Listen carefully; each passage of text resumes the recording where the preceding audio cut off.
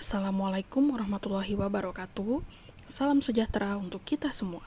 Nah, di pembelajaran hari ini kita akan membahas mengenai peran larutan penyangga dan gimana sih caranya menghitung pH larutan penyangga. Nah, yang pertama kita akan bahas terlebih dahulu mengenai peran larutan penyangga. Jadi, apa sih fungsinya larutan penyangga?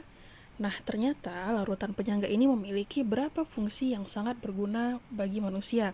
Salah satunya terdapat di dalam tubuh manusia itu sendiri. Nah, di antaranya fungsi dari larutan penyangga adalah yang pertama, terdapat di dalam tubuh manusia. Yang kedua, mampu menjaga keseimbangan pH tanaman. Yang ketiga, itu berguna dalam industri farmasi seperti obat-obatan. Yang keempat, ternyata larutan penyangga juga dipakai dalam industri mikrobiologi. Yang kelima, larutan penyangga itu memiliki fungsi di bidang biologi. Dan yang keenam itu larutan penyangga memiliki fungsi pada analisa kimia. Nah, pada fungsi larutan penyangga kali ini, kita akan fokus membahas mengenai fungsi larutan penyangga di dalam tubuh manusia. Nah, yang pertama itu ada penyangga fosfat. Penyangga fosfat adalah larutan penyangga yang terdapat pada cairan seluruh tubuh makhluk hidup dan tersusun atas H2PO4- dan HPO42-. Nah, ketika pH tubuh naik, reaksi larutan penyangga fosfat dapat kamu lihat pada layar, yaitu H2PO4- ditambah OH- setimbang menghasilkan HPO42- ditambah H2O. Sedangkan ketika pH tubuhmu turun, reaksi larutan penyangga pada tubuh adalah HPO42- ditambah H+ setimbang menghasilkan H2PO4-. Nah, peran penyangga yang kedua yaitu adalah larutan penyangga karbonat.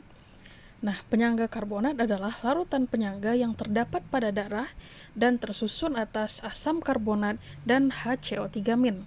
Nah, pada saat pH tubuhmu naik, reaksi larutan penyangga karbonat yang terjadi pada tubuh adalah H2CO3 ditambah OH- setimbang menghasilkan HCO3- ditambah H2O. Dan ketika pH tubuh kita turun, reaksi larutan penyangga yang terjadi adalah HCO3- ditambah H+ setimbang menghasilkan H2CO3. Nah, yang ketiga adalah larutan penyangga hemoglobin. Larutan penyangga hemoglobin adalah larutan penyangga yang terdapat pada darah dan tersusun atas HHB dan HbO2. Reaksi larutan penyangga hemoglobin adalah HHB ditambah O2 setimbang menghasilkan HbO2- ditambah H+. Lalu, apa yang terjadi ketika pH darah dalam tubuhmu itu terlalu asam atau terlalu basa? Nah, yang terjadi adalah kamu akan mengalami asidosis dan alkalosis, di mana asidosis itu terjadi ketika tubuh mengandung terlalu banyak asam, sedangkan alkalosis itu terjadi ketika tubuh mengandung terlalu banyak basa. Nah, untuk itu sangat diperlukan adanya larutan penyangga dalam tubuh untuk dapat menjaga keseimbangan pH dalam darah. Selanjutnya, kita akan membahas bagaimana caranya menghitung pH larutan penyangga. Nah, sebagaimana yang kita ketahui, larutan penyangga itu terdiri dari dua jenis, yaitu larutan penyangga asam dan larutan penyangga basa. Nah, sebelumnya kita udah bahas bagaimana caranya menghitung pH senyawa asam dan juga senyawa basa. Secara umum, rumus menghitung pH antara larutan asam dengan larutan basa dengan larutan penyangga asam dan penyangga basa itu sama. Yang berbeda hanyalah di rumus H+ dan OH-.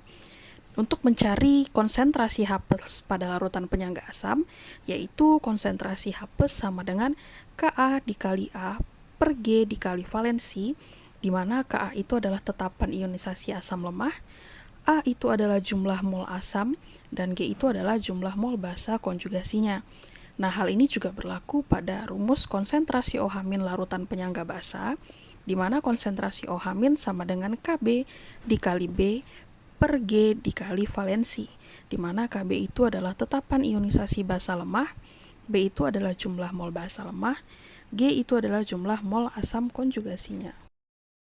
Secara umum, langkah untuk menghitung pH larutan penyangga adalah yang pertama, kita tentukan dulu jumlah mol asam atau basa lemah.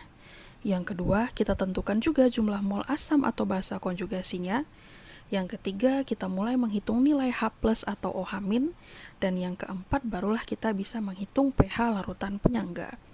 Nah, untuk membantumu dalam memahami bagaimana cara menghitung pH larutan penyangga, silakan simak contoh soal yang telah disajikan.